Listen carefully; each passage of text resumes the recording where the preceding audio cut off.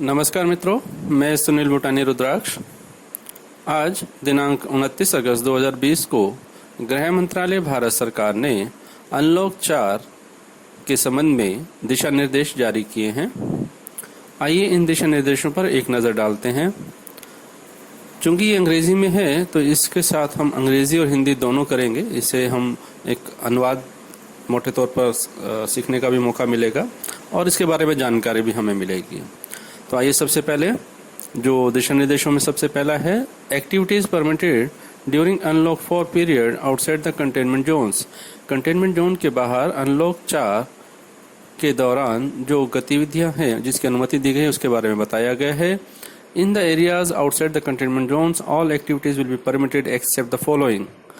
वो कह रहे हैं कि कंटेनमेंट जोन के बाहर के जो भी क्षेत्र हैं उनमें सभी गतिविधियों की अनुमति होगी, लेकिन कुछ को छोड़कर। वे कुछ क्या हैं? इसमें पहला है, schools, colleges, educational and coaching institutions will continue to remain closed for students and regular class activity up to 30th September 2020. However, following will be permitted. तो उसमें ये कहा गया कि जो स्कूल हैं, कॉलेज हैं, शैक्षणिक संस्थान हैं, कोचिंग संस्थान हैं, वे जो हैं 30 सितंबर 2020 तक बंद रहेंगे, लेकिन उनमें से कुछ गतिविधियों की अनुमति होगी। वे क्या हैं? इनमें सबसे पहला है A, online distance learning shall continue to be permitted and shall be encouraged.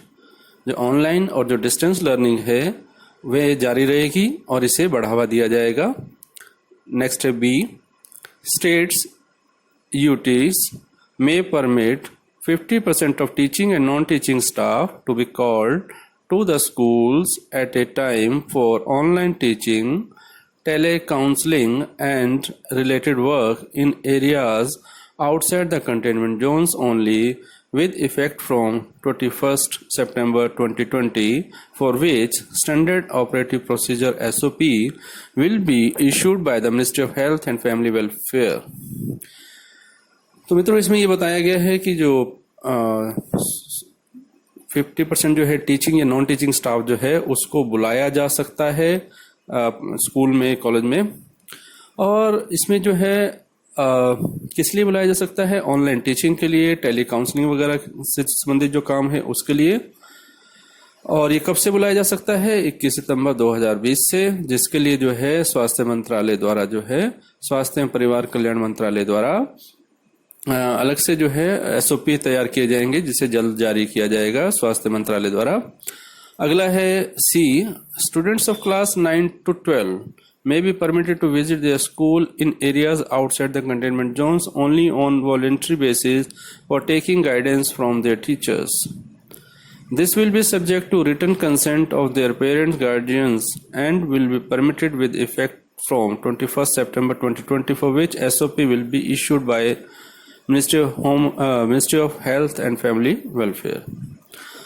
तो मित्रों, इसमें जो है कक्षा 9 से लेकर के जो 12 तक के जो विद्यार्थी हैं, स्टूडेंट्स हैं, उनको स्कूल में जाने की अनुमति होगी, लेकिन वो जो है स्कूल या जो क्षेत्र हैं वो कंटेनमेंट जोन से बाहर होने चाहिए और वे वॉलंटरी बेसिस पर जा सकते हैं, यानी कि कंपल्शन नहीं होगी। वो अपनी सुविधा, अगर वो चाहते हैं जाना तो वो जा सकते हैं, लेकिन किस लिए जाना है?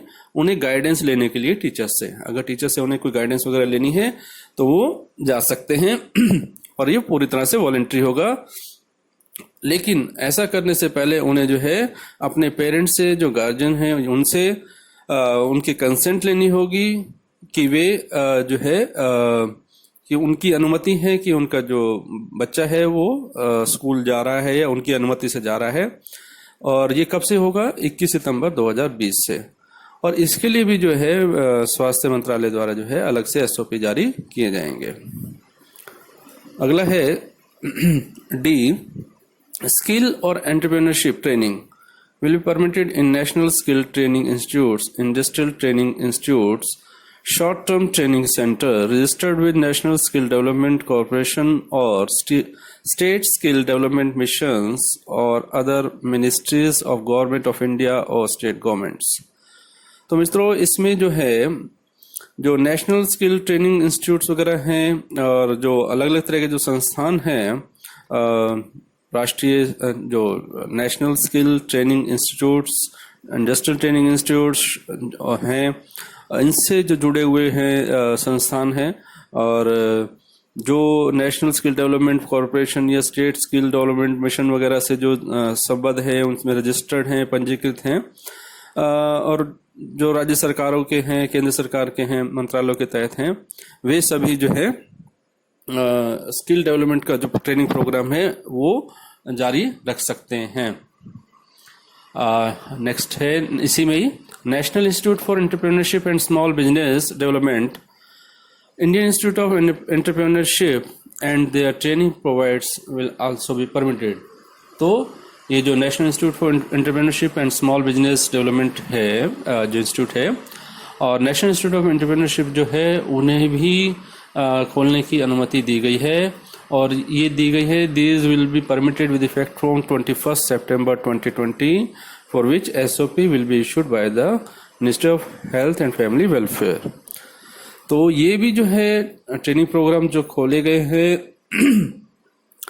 इसकी जो अनुमति दी गई है वो 21 सितंबर 2020 से दी गई है, और इसके लिए भी जो है अलग से SOP जारी किए जाएंगे स्वास्थ्य मंत्रालय द्वारा, स्वास्थ्य एवं परिवार कल्याण मंत्रालय द्वारा।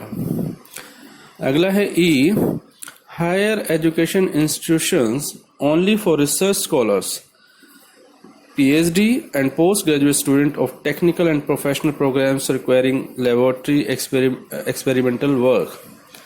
These will be permitted by the Department of Higher Education DHE in consultation with MHA based on the assessment of the situation and keeping in view incidence of COVID-19 in the state UTs. तो जो higher education जो institutions हैं उसमें PhD के और जो post graduate student हैं, जो टेक्निकल और प्रोफेशनल प्रोग्राम वगैरह में के जो स्टूडेंट्स हैं, और जिन्हें जो लेबोरेटरी वगैरह की जो ज़रूरत पड़ती है या एक्सपेरिमेंट वगैरह करने की ज़रूरत पड़ती है, उनको जो है अनुमति दी गई है कि वे जा सकते हैं, कर सकते हैं, मतलब अपने इंस्टीट्यूशंस वगैरह में जा सकते हैं। और इसकी जो अनुमति जो प्रदान की जाएगी वो की जाएगी डिपार्टमेंट ऑफ हायर एजुकेशन, उच्चतर शिक्षा विभाग द्वारा। कैसे की जाएगी? वो जब MHA यानी गृह मंत्रालय से परामर्श करके जो है इसके बारे में अनुमति दी जाएगी। और ये जो अनुमति दी जाएगी वो कोविड-19 की जो स्थिति होगी राज्यों में और यूटीज में, उसको ध्यान में रखते हुए की जाएगी। यदि किसी राज्य में कैसी कोविड-19 की स्थिति है उसको ध्यान में रखते हुए ये अनुमति दी जाएगी। अगला है Metro Rail will be allowed to operate with effect from 7th September 2020 in a graded manner by the Ministry of Housing and Urban Affairs, Ministry of Railways, in consultation with MHA. In this regard, SOP will be issued by MOHUA. MOHUA मतलब Ministry of Urban and housing and urban affairs. तो इसमें जो है metro rail जो है उसको परिचालित करने की, ऑपरेट करने की जो है वो की जा सकती हैं 7 सितंबर 2020 से, लेकिन ग्रेडेड मैनर यानी धीरे धीरे और एक अलग तरीके से, जिसके लिए जो है जो तरीका है वो तय किया जाएगा ministry of housing and urban affairs मंत्रालय द्वारा, जो है MHA से बातचीत करके। और इसके लिए भी जो है अलग से SOP वगैरह बनाए जाएंगे। वो SOP जो बनाएंगे वो ministry of housing and urban affairs जो मिनिस्ट्री है वो बनाएगी। अगला है social, academic, sports, entertainment, cultural, religious, political functions and other congregations with a ceiling of 100 persons will be permitted with effect from 21st September 2020 with mandatory wearing of face masks, social distancing, provision for thermal scanning and hand wash or sanitizer. तो इसमें जो है सामाजिक, शैक्षणिक, खेल कूद संबंधी, entertainment जो है मनोरंजन संबंधी, cultural and religious, political functions यानी सांस्कृतिक कार्यक्रम, धार्मिक कार्यक्रम, राजनीतिक जो कार्यक्रम हैं वे आयोजित किए जा सकते हैं। लेकिन इसमें जो अधिकतम व्यक्तियों की जो भाग लेने वालों की संख्या जो है वो 100 होगी, और इसकी जो अनुमति जो है 21 सितंबर से दी जा सकती है। लेकिन ये जो अनुमति दी गई है दी जाएगी 21 सितंबर 2020 से। इसमें जो है ऐसे कार्यक्रमों में, ऐसे समारोह में जो है फेस मास्क पहनना, सोशल डिस्टेंसिंग का ध्यान रखना, थर्मल स्कैनिंग करना और हैंड वॉश और हैंड सैनिटाइजर वगैरह का जो प्रावधान है वो करना होगा, रखना होगा, इसका इस्तेमाल करना होगा।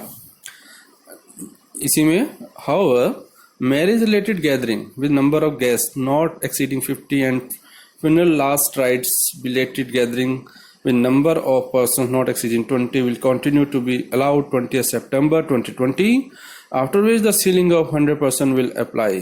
इसमें कहा गया है कि जो शादी संबंधी कार्यक्रम है और जो फ्यूनरल वगैरह जो होते हैं, अंत्येष्टि वगैरह का जो है, इसमें जो गैदरिंग है वो पहले की तरह ही रहेगी। उसमें जो है 20 अधिकतम जो शादियों के लिए, समारोह के लिए 50 और अंत्येष्टि कार्यक्रम आदि के लिए 20 की जो समय सीमा, 20 की जो सीमा थी वो जारी रहेगी 20 सितंबर तक। उसके बाद जो है इस जो संख्या को बढ़ाकर 100 किया जा सकता है। ठीक है, 20 सितंबर के बाद। अगला है cinema halls, swimming pools, entertainment parks, theatres and similar places will remain closed. However, open air theatre will be permitted to open with effect from 21st September 2020। तो मित्रों, सिनेमा हॉल जो है, swimming pool, entertainment park, theatre और इस तरह के जो भी कोई दूसरे जगह है वो बंद रहेंगी। कब तक कुछ नहीं बताया गया है, लेकिन ओपन एयर थिएटर जो है उन्हें खोलने की अनुमति दी जाएगी 21 सितंबर 2020 से। अगला है इंटरनेशनल एयर ट्रेवल और passengers except as permitted by MHA। International air travel जो है वो जारी नहीं रहेगा except as permitted by MHA, यानी जो MHA यानी जो गृह मंत्रालय द्वारा जिन्हें अनुमति दी गई है उन्हें छोड़कर जो है ये सब इंटरनेशनल फ्लाइट्स वगैरह नहीं चलेंगे। ठीक है,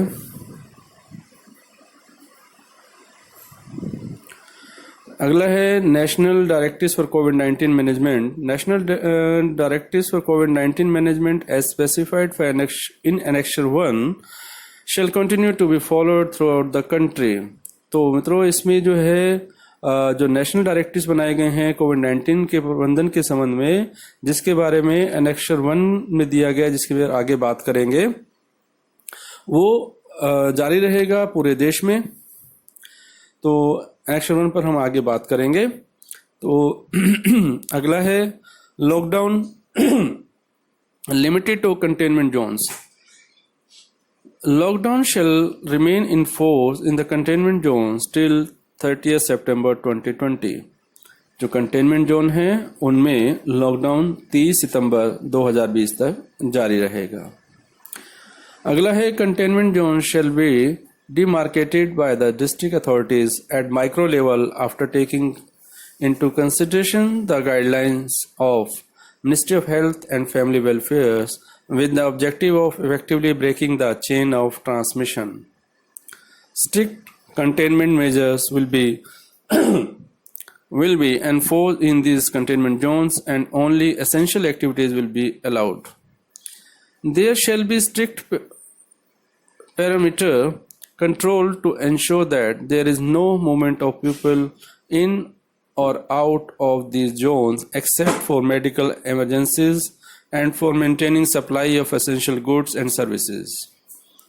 In the containment zones, there shall be intensive contact tracing, house-to-house surveillance, and other clinical interventions as required.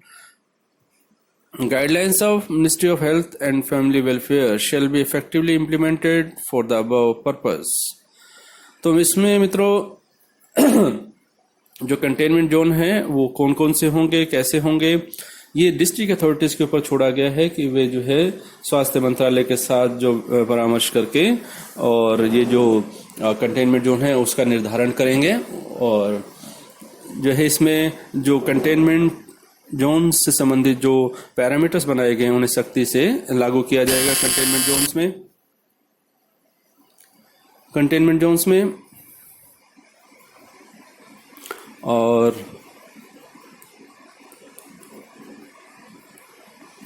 They shall be strict parameter. हाँ, जो पैरामीटर बनाए गए हैं उन्हें सख्ती से लागू किया जाएगा, लेकिन जो मेडिकल इमरजेंसी हैं या जो ज़रूरी सामान हैं और सेवाएं हैं उनकी आपूर्ति की जाएगी। और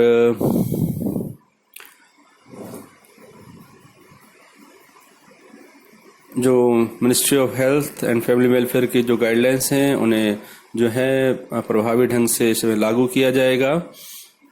अगला है, these containment zones will be notified on the website by the respective district collectors and by the states UTs and information will be shared with ministry of health and family welfare. ये जो containment zone है इन्हें website पर notify किया जाएगा, किसके द्वारा?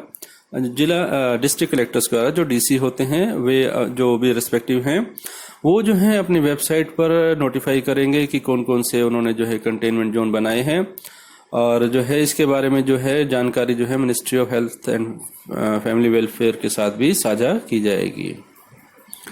अगला है, state UT government shall not impose any local lockdown within bracket state, district, subdivision, city level outside the containment zones without prior consultation with the central government। ये एक महत्वपूर्ण बिंदु है कि कोई भी राज्य सरकार या यूटी जो गवर्नमेंट है, यानी जो केंद्र शासित जो प्रदेश हैं, उनकी जो सरकारें हैं वो स्थानीय स्तर पर कोई भी लॉकडाउन इम्पोज नहीं कर सकेंगी, नहीं लगा सकेंगी कंटेनमेंट जोन के बाहर। कंटेनमेंट जोन में तो ये सब रिस्ट्रिक्शंस होती हैं, लॉकडाउन की स्थिति होती है, लेकिन जो कंटेनमेंट जोन से बाहर जो आजकल चल रहा है कि अलग अलग राज्य जो जिले हैं, राज्य हैं, वो अपने हिसाब से जो है लॉकडाउन कर रहे हैं अलग अलग दिनों के लिए, तो वो ऐसा नहीं कर पाएंगे, और इसके लिए उन्हें पहले जो है केंद्रीय सरकार से जो है परमिशन लेनी होगी, परामर्श करना होगा। प्रायर कंसल्टेशन यानी पहले बातचीत उनसे करनी होगी, और उसके बाद यदि अनुमति मिलती है तभी वो ऐसा कर पाएंगे। तो अगला है, no restriction on interstate and intrastate movement. There shall be no restriction interstate and intrastate movement of persons and goods including those for cross land border trade under treaties with neighboring countries. No separate permission approval e-permit will be required for such movement। तो मित्रों, इसमें बताया गया है कि जो एक राज्य से दूसरे राज्य और राज्य के अंदर जो है व्यक्तियों का आना जाना, सामान का आना जाना, ये सब जो है उसके ऊपर कोई रोक नहीं होगी। इसके अलावा जो है जो पड़ोसी देश हैं उनके साथ जो हमारी संधियां हुई हैं उसके हिसाब से जो भी कुछ सामान जो है आना जाना है, सब चीजें होनी है, वो पहले की तरह चलेंगी। और नो सेपरेट परमिशन अप्रूवल, और इसके लिए कोई अलग से परमिशन अप्रूवल या ई परमिट वगैरह की जरूरत नहीं होगी। अगला है, movement of persons with SOPs. Movement by passenger trains, domestic passenger air travel, movement of person on Vande Bharat and air transport bubble flights, and sign on and sign off of Indian seafarers will continue to be regulated as per SOPs issued। तो मित्रों, जो यात्री ट्रेनें हैं और जो domestic यानी घरेलू जो हवाई यात्राएं हैं और जो वंदे भारत और जो एयर ट्रांसपोर्ट बबल फ्लाइट्स वगैरह जो सरकार द्वारा चलाई जा रही हैं उसमें है, और जो समुद्र के रास्ते आने जाने के जो भी अनुमति दी गई हैं उसे जो है जो एसओपी जारी किए जा चुके हैं पहले से, उसी के अनुसार उसे विनियमित किया जाएगा, रेगुलेट किया जाएगा। तो यानी इनकी अनुमति पहले की तरह जारी रहेगी एसओपीज के तहत। अगला है, प्रोटेक्शन ऑफ वल्नरेबल पर्सन्स। इसमें है persons above 65 years of age, persons with comorbidities, pregnant women and children below the age of 10 are advised to stay at home except for essential health purposes। तो मित्रों इसमें ये बताया गया है कि जो 65 साल से अधिक उम्र के जो व्यक्ति हैं और जो गर्भवती महिलाएं हैं, 10 साल से कम के जो बच्चे हैं, वे घर पर ही रहें जब तक कि बहुत ज़रूरी काम ना हो और स्वास्थ्य संबंधी कोई आवश्यकता ना हो डॉक्टर के पास वगैरह जाने की, तब तक वे घर पर ही रहें। अगला है number 8, use of Aarogya Setu. Aarogya Setu enables early identification of potential risk of infection and thus acts as a shield for individuals and community। तो मित्रों इसमें बताया गया है कि जो आरोग्य सेतु है वह किसी भी संक्रमण के जोखिम के बारे में जो है वो पहले से हमें आगाह कर देता है और ये एक हमारी शील्ड की तरह काम कर रहा है। इसका जो है हमें इस्तेमाल करना चाहिए। With a view to ensuring safety in offices and workplaces, employers on best effort basis should ensure that Arogya Setu is installed by all employees having compatible mobile phones। तो मित्रों इसमें जो कहा गया है कि जो ऑफिसेज हैं, वर्क प्लेसेस वगैरह हैं, उसमें जो एम्प्लॉयर हैं वो इस चीज़ का ध्यान रखें, इस चीज़ को सुनिश्चित करें कि जो उनके जो कर्मचारी हैं वे आरोग्य सेतु ऐप का इस्तेमाल कर रहे हों। अगला है district authorities may advise individuals to install the Aarogya Setu application on compatible mobile phone and regular update their health status on the app. This will facilitate timely provision of medical attention to those individual who are at risk. तो इसमें जो जिला प्राधिकारी हैं वे जो हैं लोगों को सलाह दे सकते हैं कि वे आरोग्य सेतु जो ऐप है उसका जो है वो इस्तेमाल करें अपने मोबाइल पर और इसे जो है नियमित रूप से अपडेट करें। अपडेट करने का मतलब ये है कि अपने स्वास्थ्य संबंधी जो भी स्थिति है उस पर उसको अपडेट करें। यदि मेरी जो मैंने अपडेट किया था 5 दिन पहले और आज मैं दोबारा से अपडेट कर रहा हूं तो उसमें आज जो मेरे स्वास्थ्य की स्थिति है मैं उसको अपडेट करूंगा। अगर मुझे कहीं हल्का बुखार या कुछ ऐसी प्रॉब्लम लग रही है तो मैं उसके अंदर वो मेंशन करूंगा और अगर पहले थी मैंने मेंशन किया था और आज ठीक है तो उसको मैं उस हिसाब से मेंशन करूंगा। यानी जो भी हमारी आज की स्थिति है उसको हम उसमें दर्शाएंगे ताकि सरकार को उस ऐप के माध्यम से ये पता चल सके कि कहाँ पर किस तरह की संभावनाएं पैदा हो सकती हैं कि अगर किसी को बुखार है या इस तरह की स्थिति कहाँ किस क्षेत्र में है तो उस हिसाब से सरकार जो है उसकी व्यवस्था कर सके। तो आरोग्य सेतु ऐप जो है बहुत ही महत्वपूर्ण है और इसका नियमित रूप से जो इसको अपडेट करना भी बहुत महत्वपूर्ण है। इसमें जो जानकारी देनी है उसको अपडेट करना भी बहुत महत्वपूर्ण है। और अगला 9 नंबर है strict enforcement of the guidelines. State UT government shall not dilute these guidelines issued under the Disaster Management Act 2005 in any manner। जो राज्य सरकारें हैं, यूटी सरकारें हैं, वे जो हैं इन गाइडलाइंस को जो डाइल्यूट नहीं करेंगी जो कि आपदा प्रबंधन अधिनियम 2005 के अंतर्गत जारी की गई है, इसका पालन किया जाएगा। For the enforcement of social distancing, जो सोशल डिस्टेंसिंग है उसको लागू करने के लिए state and duty governments may as far as possible use the provision of the section 144 of the criminal procedure code CRPC of 1973। तो इसमें कहा है कि जो सोशल डिस्टेंसिंग का जो मामला है इसको लागू करने के लिए यदि जरूरत पड़े तो राज्य सरकारें और यूटी गवर्नमेंट जो हैं केंद्र शासित प्रदेश की जो सरकारें हैं वे जो हमारे सीआरपीसी की जो धारा 144 है जिसमें कि 5 से अधिक व्यक्तियों का एक जगह पर इकट्ठा होना की मनाही है उसके जो प्रावधान है उसको वे लागू कर सकते हैं। अगला है all the district magistrate shall strictly enforce the above measures. जो जिला मजिस्ट्रेट हैं जिसे हम डीएम बोलते हैं वे जो हैं इन जो उपाय किए गए हैं जिसके बारे में ऊपर बताया गया है उन्हें वे सख्ती से लागू करेंगे। अगला है नंबर 10 पेनल प्रोविजंस, यानी जो दंडात्मक प्रावधान जो हैं उसके बारे में बताया गया है। Any person involving the measures will be liable to proceed against as per the provision of section 51 to 60 of the Disaster Management Act 2005 besides legal action under section 188 of the IPC and other legal provisions as applicable। तो इसमें मित्रों ये बताया गया है कि जो disaster management act 2005 है उसकी जो धारा 51 से लेकर के 60 में जो प्रावधान किए हैं उसके अनुसार जो है वो दंडात्मक कार्रवाई की जा सकती है। इसके अलावा आईपीसी की धारा 188 है उसके तहत भी जो है कानूनी कार्रवाई की जा सकती है। तो इसके बारे में जो extract of this penal provisions are annexed are at annexure 2। तो जो इसके जो दंड संबंधी जो प्रावधान है, इसके बारे में जो सार है, जो एक्सट्रैक्ट है, वो एनेक्सर 2 में दिया गया है, यानी जो अनुलग्नक 2 जिसे हम कह सकते हैं वो दिया गया है। तो आगे जो है एनेक्सर 1 दिया गया है, जिसके बारे में मैंने कहा था कि मैं आपको बताऊंगा कि नेशनल डायरेक्टिव्स क्या हैं। उसके बारे में नेशनल डायरेक्टिव्स ये हैं कि ये पूरे देश पर लागू होते हैं, किसके लिए? कोविड-19 मैनेजमेंट के लिए, यानी कोविड-19 को प्रबंधित करने के लिए, रोकने के लिए। तो सबसे पहला क्या है? Face covering. Wearing of face cover is compulsory in public places, in work places and during transport.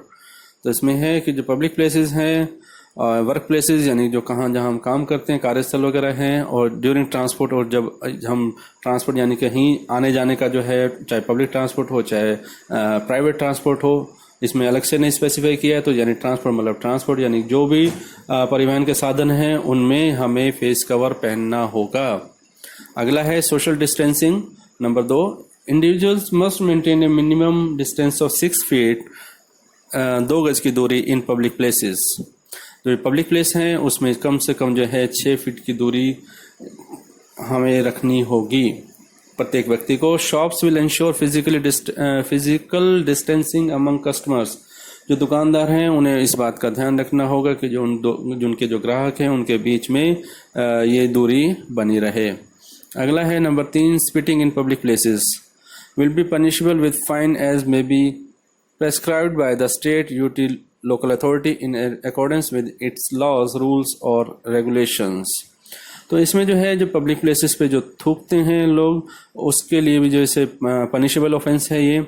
और जो ये जुर्माना कितना होगा, ये जो राज्य सरकार है या जो यूटी यानी जो केंद्र शासित प्रदेश की जो सरकार है, लोकल अथॉरिटी है, वो उनके जो भी कानून है, नियम है, रेगुलेशंस हैं, उसके अनुसार जो है जुर्माना लगाएंगे। कहीं 50 हो सकता है, कहीं 100 हो सकता है, कहीं 500 हो सकता है, कहीं 1000 हो सकता है। तो जिस राज्य की जैसे भी उन्होंने नियम बनाए हैं उसके हिसाब से वो जुर्माना कर सकते हैं सार्वजनिक स्थानों पर थूकने पर। अगला है इसमें additional directives for work places. जो वर्क प्लेसेस हैं उसके लिए कुछ अलग से जो दिशा निर्देश दिए गए हैं उसके बारे में बताया गया है। Work from home, As far as possible, the practice of work from home should be followed. जहां तक संभव हो घर से काम करने की अनुमति दी जाए।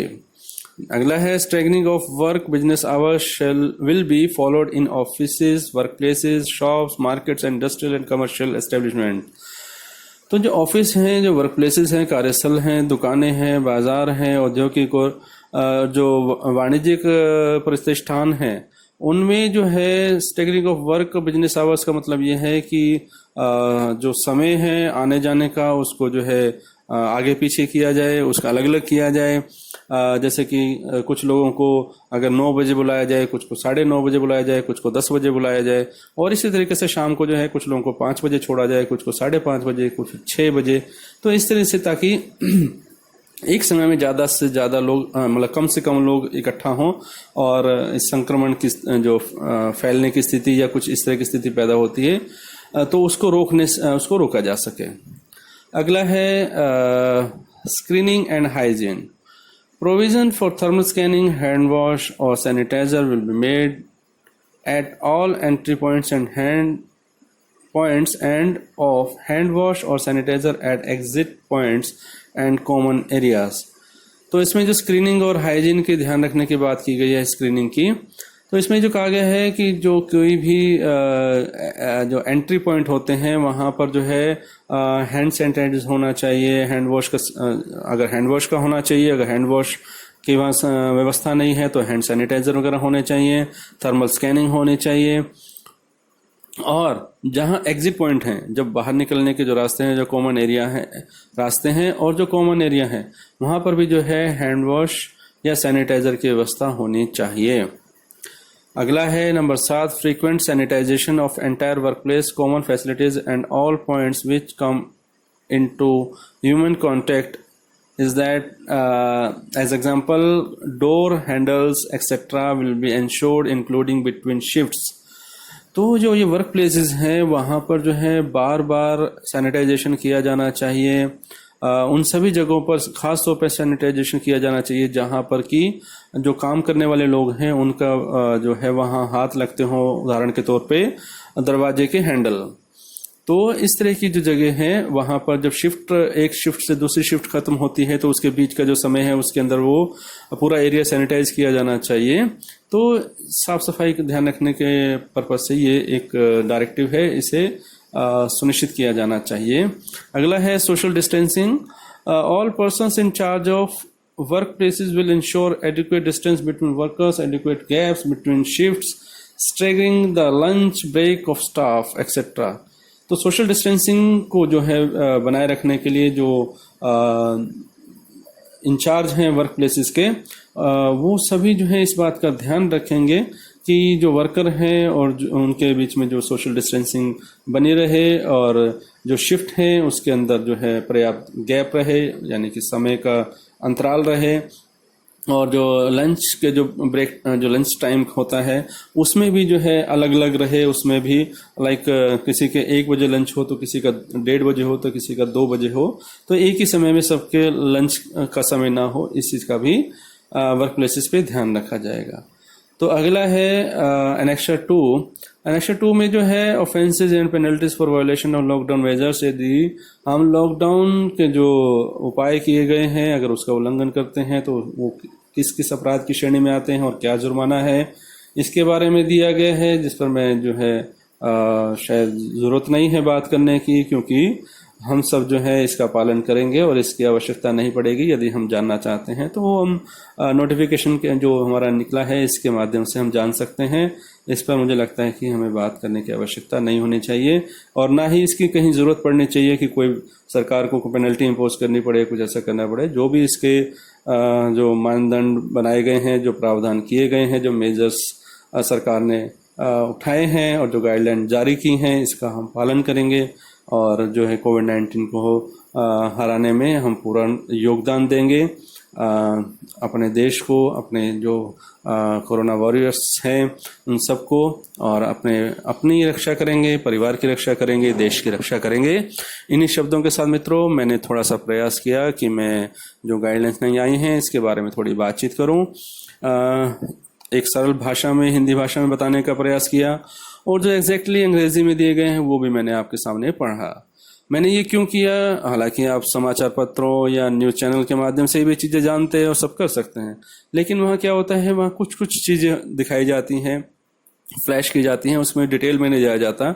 जबकि मैं जो है पढ़ रहा हूँ वो जो ऑर्डर जो है मिनिस्ट्री होम अफेयर्स ने, गृह मंत्रालय ने जो जारी किया है आज, मैंने वो सामने रखते हुए उसमें से जो है चीज़ें आपके सामने रखी हैं ताकि कहीं भी हमें किसी प्रकार के संशय की स्थिति ना रहे। तो मित्रों मैंने ये प्रयास किया, मुझे उम्मीद है कि आपको सही लगा होगा, लाभदायक लगा होगा, और तो बस आपसे मैं ये कहूँगा कि स्वस्थ रहिए, सुरक्षित रहिए और इन दिशा निर्देशों का पालन कीजिए। धन्यवाद।